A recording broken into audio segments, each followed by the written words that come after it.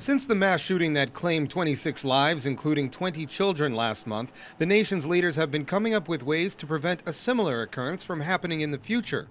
This week, President Obama signed executive orders restricting access to guns, as many Americans poll in favor of more gun control. But Washington, D.C. Mayor Vincent Gray may be open to adopt a different approach to protect students.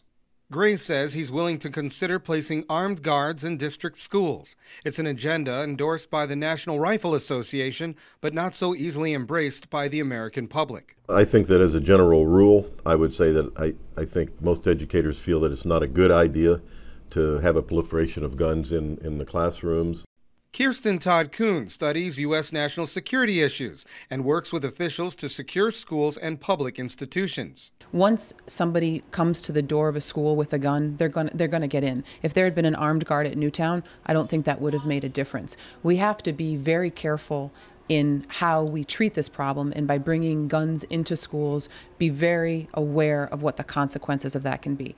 During the 1980s and part of the 90s, Washington, D.C. had one of the highest homicide rates in the nation, despite tougher gun control laws. D.C. Mayor Vincent Gray says he stands behind the record of the city when it comes to gun control efforts. He says he's open to the idea of considering licensed armed guards at public schools, but hasn't fully explored the idea. Since 1976, the district enacted a law banning handguns, automatic weapons, and required the registration of hunting rifles.